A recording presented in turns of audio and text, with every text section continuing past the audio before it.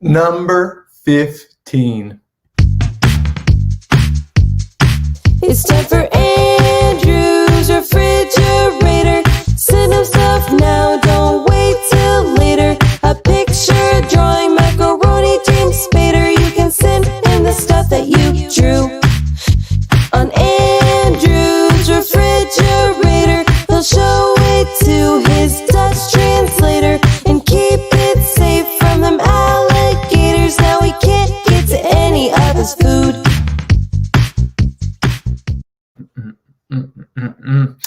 I don't know about you, but that theme song always puts me in a good mood. So here we are, number 15. It's been 2 weeks. As you can see, I got my hair all done up. That's right. Going to be doing a little filming later, so I had to get ready. And I got my sweater on because it's getting cold outside. Yeah. Other than that, not too much else is new in the world. But we're here. We've got some artwork to show and some books. Books, too, to talk about. But they're not really books a lot of people are going to enjoy, so I'll be brief about that. But about the artwork, what do we have to share this week? Let's see. We've got quite a bit, actually. Let's take that away. And then, let's start with this wonderful submission by Jack. Yeah, check that bad boy out. All those grays and reds and just a little bit of yellow, too. And this is a lava beast. I had to be told that. I did not know what it was. It is a lava beast. And if you're like me, you're not really familiar with the lava beast, you might be saying to yourself, Andrew, why did you cut the head off the lava beast? We see the legs, we see the arms, we see the body, but you obviously cropped off the top where the head is. And it turns out that that's not what happened at all. That is the lava beast in full, because this is what the lava beast looks like. That's right. You know, here, let me get up here. You know, us folks here, we've got our heads up here on top. Lava beast takes a different approach to the head placement, puts the head down here, like, okay, I can't, that's as far as I get, but you see, not up here, but like, it's more like down here, you know, and it makes sense. You know, you get more clearance that way. You can just keep it safer. You know, you can't get hit in the back of the head. So the lava beast puts its head down here, and I'm sure for whatever lava beast does, it serves a lot of great purposes. So thank you, Jack, for showing us that lava beast. Once again, I'll show the big version of it. Bam! Lava beast. I hope lava beast is friendly. Hopefully it's a friendly beast because it looks big and intimidating. And then here, once again, lava beast with the three-dimensional lava beast that maybe is one of Jack's toys that he plays with, or maybe he just saw it at a store or something. But yeah, look at those. Those arms are so high and head down low. Oh, hurts my neck just thinking about it. So let's see. What do we have next here? This next one here comes from Magdalena. Got lots of artwork from Magdalena this week. Thank you so much for submitting all this great stuff, Magdalena. Check this out here. There's a whole family of animals. It looks like there's a rooster. Maybe it's just a chicken. I think that's a rooster on top of an elephant. And then there's a turtle off to the side. There's a tree. There's some blue snow-capped mountains off yonder in the distance. Down below, it's like there's a bunny rabbit with a whole underground bunny rabbit den. I think they're called dens. There might be another word for it. Burrows, dens. Oh, I don't know. And there's rabbits squirreled away in the den, or carrots. That is, carrots rabbited away, not squirreled away. You know, stored away there. I really like that underground portion of where the rabbit lives. It reminds me kind of like of an ant farm. Do you ever have an ant farm? No? It's like the two pieces of glass really thin together so that the ants live in a really narrow apartment. It looks like this. Yeah, you get one of those, and you can see where the ant digs and makes rooms and stores stuff. Yeah, I never had one of these personally. I was always scared the ants were going to get loose and be all over the house, and that's how you get ants. So I never had an ant farm, but Magdalena's drawing up there kind of reminded me of that, where the rabbit lives underground. And then we've got the rooster on top of the elephant, which reminded me very much of this sculpture I saw in Bremen. You know, Bremen is a city in Germany, and there's a famous sculpture there. It's called the Musicians of Bremen. And it's a rooster on top of a cat, on top of a dog, on top of a donkey. And it's called the Musicians of Bremen. And they're not playing any instruments, and the reason for that is because Germans are weird and just like to give things weird names. No, that's not at all. Actually, the statue just comes from a story where they actually do play instruments. And the reason they didn't put instruments in the sculpture is because Germans are lazy. No, that's not true either. I'm just joking. Here, let me show you side by side there. There's a little picture of the musicians of Bremen. We've got the mule or the donkey playing the upright cello or the upright bass. We've got the cat playing the guitar. Very happy too. That is one happy cat. I don't know. A lot of cats I see all kind of a little grumpy, but it's a very happy cat. And then the dog there is playing some kind of French horn. I think it's called a French horn. Maybe it's like a tuba or a sousaphone. Wait, tuba. I'm going to go with tuba. And then the rooster is singing because they have great voices. So, you know, why wouldn't the rooster sing? Do what it does best. So yeah, musicians of Bremen. And just to go back to why I'm talking about this, it reminded me because we've got the rooster on top of the elephant there and this fantastic piece of artwork.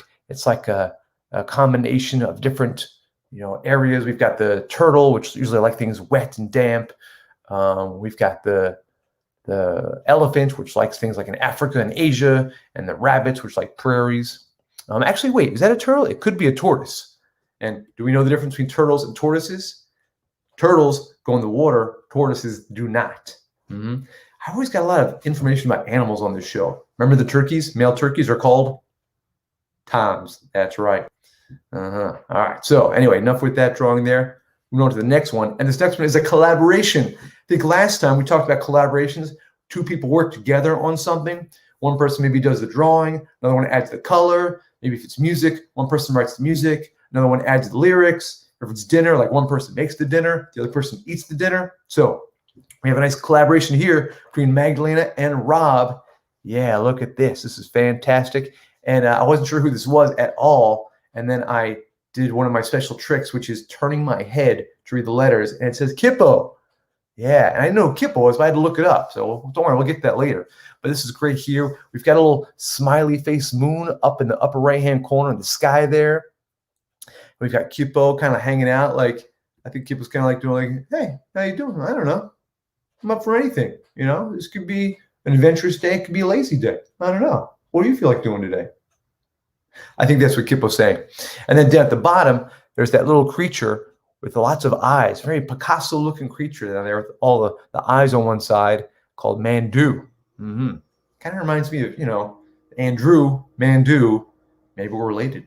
I don't know. Distant cousins. So that's a great collaboration from Magdalena and Rob there. Thanks so much for sending it in.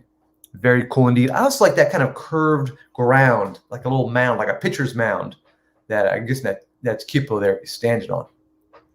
Our next piece of artwork there, also from Magdalena, also from the Kippo family. Look at that there. That beast there has 6 legs. It's got 3 tails. It's got lots of spots. It's got 2 big antlers and extra antlers behind it. Very cool beast indeed. And if we zoom in, we can see even better this little thing there. Is that Mandu again? But it says Mahalend. So maybe it's a different creature. And it's got 2 balls in the air. This creature might be trying to juggle. Yeah. You can always sign up for a juggling class from Andrew's big show if you want to further Mahalen's juggling skills. And I was very curious about this whole Kippo world. I'm not familiar with it at all, but thank you for introducing me to it. I found this thing online here, Kippo and the Age of Wonder Beasts. Apparently it's on Netflix. I found this picture here. I was like, oh, this is great. Kippo and the Age of Wonder Beasts. It's a very colorful world. They look really happy. Like they're, you know, except for that girl in the background there. She looks a little angry. Yeah. And then I came to this next picture and everyone looks angry. So I don't know what happened. If this is like season 2, or maybe at season 1 where they're angry, and season 2 they find inner peace. But you know, Kippo and the Age of Wonder Beasts apparently has got some different levels, different dimensions of it. People aren't just walking around happy all the time. No, there's different things going on. And look what happens to Kippo's arms there. They get big. Yeah, some Popeye spinach eating business goes on there with Kippo's arms. Yeah, I don't know how that is. I mean, yeah. Anyway, so again, thank you, Magdalena, for introducing me to the world of Kippo. Definitely something I'm going to check out next time I'm at a friend's house that has Netflix. And then, our next submission here is from Nicole. That's right, from Nicole's coloring book there. Nicole added all the color to this fantastic piece of work here.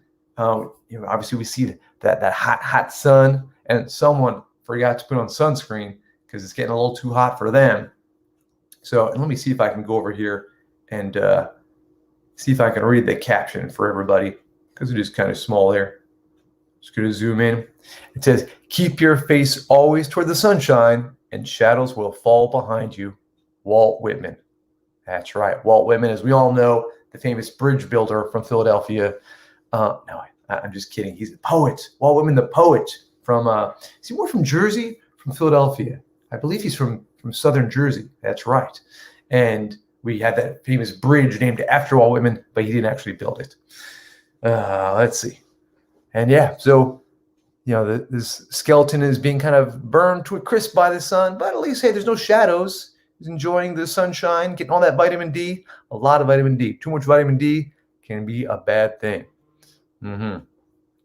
So, yeah, thank you, Nicole, for submitting that piece of artwork there. They look very comfortable. Looks like a nice desert. There's no water in sight. I think there might want some water in sight next time. But hey, at least the glasses are on, so we don't want to hurt our eyes. All right, let's see. What do we have next here? Our last submission here. It's not just a two-dimensional thing that people look at. It's a piece of artwork that's going to get used at some point because it is a mask. Yes. Look at this fantastic mask here. At first, I thought the eyes were really cool and something was going on with the eyes, but it's just the background showing through, because those are holes that are cut out to be worn as a mask. It's got those nice red lips there. Got a nice piece for the forehead and all the dots on the outside. So yeah, Magdalena made this great mask here. I'd like to see maybe a picture of the costume Magdalena wears with it, or just Magdalena's face. I'm sure she's gonna figure out a way to attach it. Maybe just 2 strings on the side. Maybe those dots are gonna make a whole web of strings to be pulled over like a hood. But yeah, it really looks great. And some masks you don't even put on. Some masks, they just kind of stay on the wall. I think I've got a few around my house here actually too. Oh yeah, they kind of freak me out every time I see them. But so some masks, they can be worn on your face or just kept in the wall as a piece of artwork. So thanks for sending in that artwork. Thanks to everyone for sending the artwork. Real quick, just going to run you through the books I've been reading. I read this book here. Finally finished it. It took me a while. Deepak Chopra, Quantum Healing. And it's about it's kind of hard to explain. It's the quantum deals with there's example. Okay, it's really hard to explain. It's really not a kid's book, but I finished that book and it was interesting. Hard to understand, but interesting. And I just started this book. My friend Clarissa lent me. It's called Gut. And it's about we eat and then what happens on the inside and then out it goes. And that part is pretty graphic. They go into detail here. So, the eating, the mouth, the tongue, the glands, things shooting out, all the stuff inside there. I think they're called villi that get the nutrients out of the food. So thanks for lending that to me, Clarissa. Interesting book. So I'm just getting started with. And then I'm going to dive into this one too. Boom. Happy Hanukkah, Curious George. Found this in my local free library. And Hanukkah's coming up soon. So I'm going to enjoy reading Happy Hanukkah, Curious George once Hanukkah gets started. So thanks so much for tuning in, everybody. Please keep sending stuff my way. Send me your artwork. Send me the books that you're reading. We'll be back in 2 weeks. 2 weeks. Maybe we'll even have an updated video for the introduction. Wouldn't that be exciting? Well, have a good week, everybody, and stay warm. It's cold out there. Okay. It's time for Andrew's refrigerator. Send him stuff now, don't wait till later. A picture, drawing, macaroni, James Spader. You can send him the stuff that you drew on Andrew's refrigerator. He'll show it to his Dutch translator and keep it safe from them alligators. Now he can't get to any of his food.